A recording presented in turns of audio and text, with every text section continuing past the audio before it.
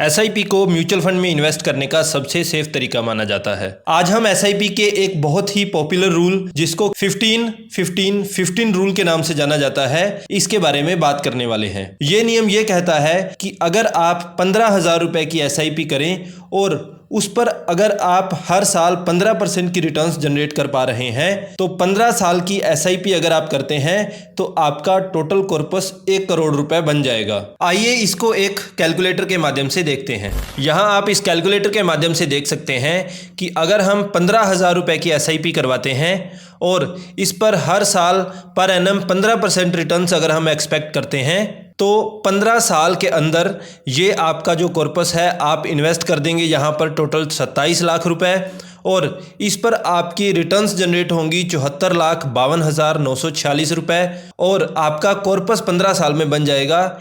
1,01,52,946 रुपए। यानी कि 15 साल के अंदर आपका टोटल कॉर्पस 1 करोड़ के ऊपर चला जाएगा। ये कैलकुलेशंस देखने में बहुत अच्छी लगती हैं, लेकिन ज़्यादा एक्साइटेड होने से पहले आप मेरी बात 2 मिनट सिर्फ ध्यान से सुनेंगे तो आप इस पर एक क्लियर डिसीजन ले पाएंगे। तो वास्तविकता क्या है, आइए समझते हैं। अब ये सारी कैलकुलेशंस देखने में बहुत अच्छी लगती हैं, लेकिन क्या इतने लंबे समय तक इन्वेस्ट कर पाना हर व्यक्ति के लिए पॉसिबल हो पाता है? इतने लंबे समय तक आपकी इन्वेस्टमेंट्स को बनाए रखने के लिए आपको चाहिए होता है एक बहुत ही स्ट्रॉन्ग डिसिप्लिन इस बात का कि इन 15 सालों में आप कभी भी अपनी एसआईपी को ब्रेक नहीं होने देंगे, आप कभी भी अपनी एसआईपी को बीच में रोकेंगे नहीं, किसी भी सिचुएशन में आप इस पैसे को विड्रॉ भी नहीं करेंगे और चाहे मार्केट में जो भी सिचुएशन हो आप उस स्थिति में भी अपनी इन्वेस्टमेंट्स को बनाए रखेंगे। क्या इतने लंबे समय के लिए इतना डिसिप्लिन बनाए रखना संभव है या नहीं?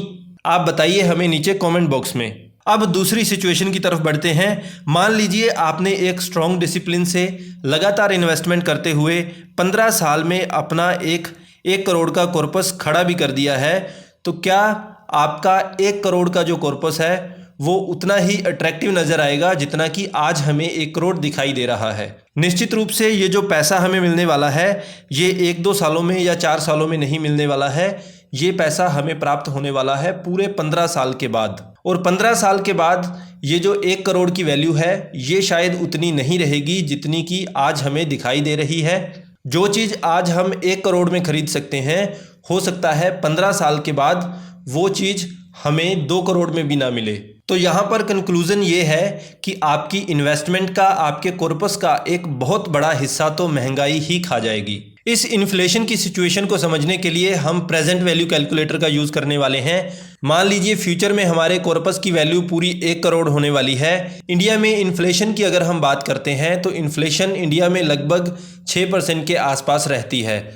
तो हम 6% अगर इन्फ्लेशन को अज्यूम करते हैं और ये मान के चलते हैं कि 15 साल के बाद हम ये पैसा लेने वाले हैं, तो 15 साल के बाद आपकी जो प्रेजेंट वैल्यू है इस 1 करोड़ की वैल्यू रह जाएगी 41,72,650 रुपये। तो ओवरऑल 15 साल के बाद आपके जो 1 करोड़ की वैल्यू है यही 42 लाख के आसपास रहने वाली है। एक और एग्जाम्पल की अगर हम बात करें कि मान लीजिए कोई व्यक्ति 15 साल के बाद अपने बच्चे की एजुकेशन के लिए ये पैसा इकट्ठा कर रहा है, तो एजुकेशन पर तो इन्फ्लेशन और भी ज़्यादा रहती है, इसको हम 8 या 9% एज्यूम कर सकते हैं। ऐसा होगा तो ये प्रेजेंट वैल्यू और भी कम हो जाएगी। ये इन्फ्लेशन की वैल्यू डिफरेंट सेक्टर्स में भी डिफरेंट रहती है। मान लीजिए अगर आप फ्यूचर में कोई कार बाय करने वाले हैं तो व्हीकल्स पर इन्फ्लेशन उतनी ज़्यादा नहीं रहती है। 15 सालों में हार्डली कार्स का प्राइस डबल होने वाला है। यहाँ तक आपको ये तो समझ में आ गया होगा कि इन्फ्लेशन किस तरीके से आपकी इन्वेस्टमेंट्स को खा जाती है और इन्वेस्टिंग उतनी सिंपल होती नहीं है जितनी ये हमें दिखाई देती है। तो रस्सी के 2 छोर हैं। पहले छोर की तरफ जहाँ से हम लोग इन्वेस्टमेंट करते हैं वहाँ से हमारी इन्वेस्टमेंट कुछ और तरीके से दिखाई देती है, लेकिन जब हम दूसरे सिरे पर पहुँच जाते हैं लास्ट मोमेंट पर जहाँ पर हमें रिटर्न्स पूरी मिलने वाली हैं, वहाँ पर वो रिटर्न्स कुछ अलग तरीके से दिखाई देती हैं। अब अगला बड़ा इंपॉर्टेंट फैक्टर आता है टैक्स। जब भी आप लॉन्ग टर्म के लिए इन्वेस्ट करते हैं किसी भी म्यूचुअल फंड में तो वहाँ पर आपको अपने प्रॉफिट पर टैक्स देना होता है। वर्तमान में ये टैक्स चल रहा है 12.50%। तो जो भी रिटर्न्स आप अर्न करने वाले हैं उसमें से लगभग 12% अभी आपको टैक्स भी देना होता है। इन्फ्लेशन के साथ साथ अगर आप टैक्स को भी कैलकुलेट करोगे तो इफेक्टिव रिटर्न्स जो हैं वो आपको काफ़ी कम दिखाई देने वाली हैं। टैक्स के केस में एक बड़ा डर ये भी है कि पिछले कुछ सालों से गवर्नमेंट ने long term capital gain tax को लगातार बढ़ाया है।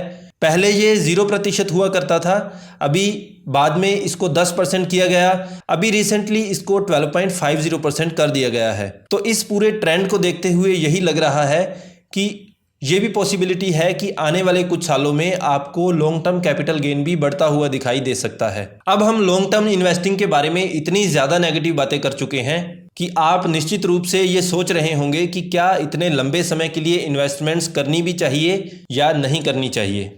मेरा इस वीडियो को बनाने का मोटिव यही है कि आपको सिर्फ एक साइड दिखाई जाती है और दूसरी साइड आपको डिटेल में कभी भी नहीं बताई जाती। कोई भी इन्वेस्टमेंट डिसीजन लेने से पहले आपको इन्फ्लेशन को, टैक्स इम्प्लीकेशंस को, इन सब चीज़ों को अकाउंट में लेना बहुत ज़रूरी होता है। अब चूंकि हमने सारी नेगेटिव चीज़ों को कवर कर लिया है, अब ये जानते हैं कि हमें इन्वेस्ट कहाँ करना चाहिए। तो म्यूचुअल फंड में इन्वेस्ट करते समय हमें हमारे पोर्टफोलियो को डाइवर्सिफाई करना बहुत ज़रूरी होता है। हमें हमारा पैसा बांटना चाहिए एक इंडेक्स फंड में, मिड कैप फंड में और एक स्मॉल कैप फंड में। स्मॉल कैप फंड में रिस्क काफ़ी ज़्यादा होता है, लेकिन वहाँ पर रिटर्न्स जनरेट करने की प्रोबेबिलिटी भी सबसे ज़्यादा होती है। इन तीनों कैटेगरीज में अगर आप अपना पैसा बांट कर इन्वेस्ट करेंगे तो उस केस में मैक्सिमम प्रोबेबिलिटी है कि आप आराम से 15% से तो ज़्यादा ही रिटर्न्स प्राप्त कर पाएंगे। अब जो भी नेगेटिव पॉइंट्स हमने शुरू में जिनके बारे में बात की, उसको काउंटर करने का एक सबसे अच्छा तरीका हो सकता है step up SIP. Step up SIP में ये होता है कि जिस तरह से एसआईपी में हम हर महीने एक रेगुलर इन्वेस्टमेंट करते हैं,